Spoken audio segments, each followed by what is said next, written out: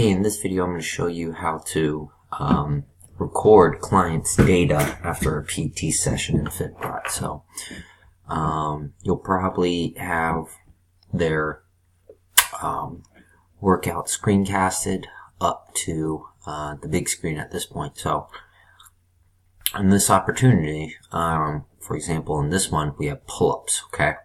So did pull-ups, and in this particular day it was a badge opportunity.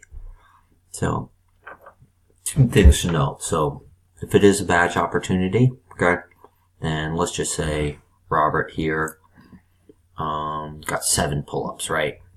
So first we'll do is add 7 right here, and because this is a badging opportunity, we'll go up here in metrics, okay, and select pull-up strict, okay, right here, and then right down here we'll add a result with this corresponding day, 7, okay, and then hit save.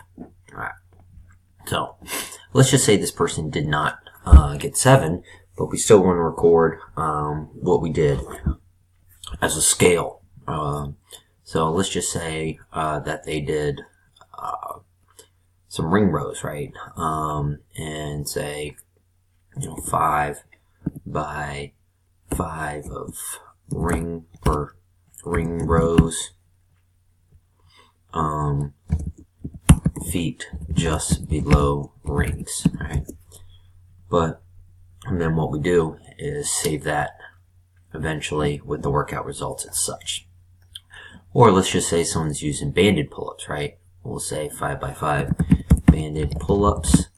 And then, so you know as the PT what they use, let's just say 2 green bands. That way when you use the search function later, you can see that, okay, this person's on banded pull-ups using 2 green bands. Alright. So, but because they're using a scale and not going for the badge opportunity, we don't really log that over here. So, that's the first way to record a metric, as well as also create notes on the workouts. But let's go to this workout. If it has a name, okay, it is a benchmark quad that we track, okay?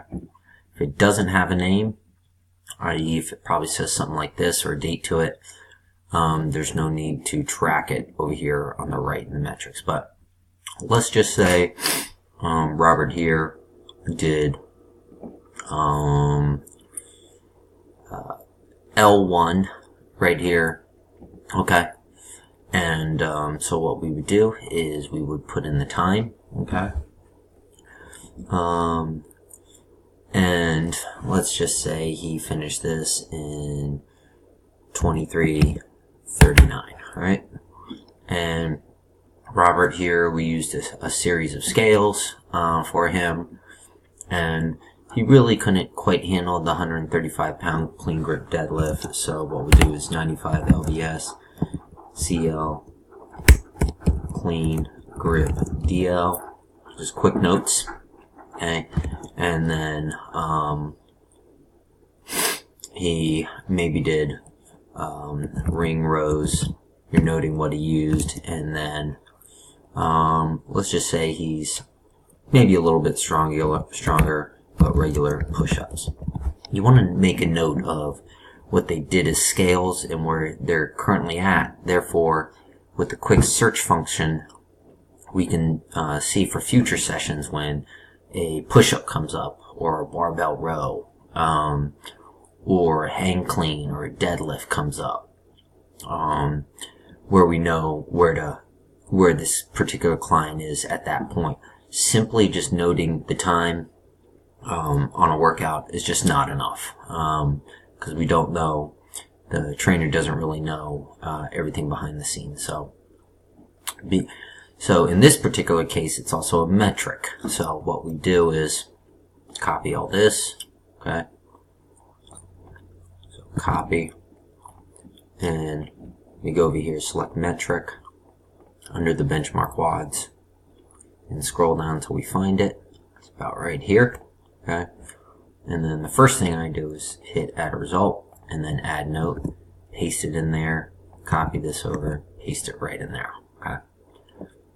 If it's an AMRAP or for reps, you'll see a different format there, but definitely noting the scales that they use, and then click save.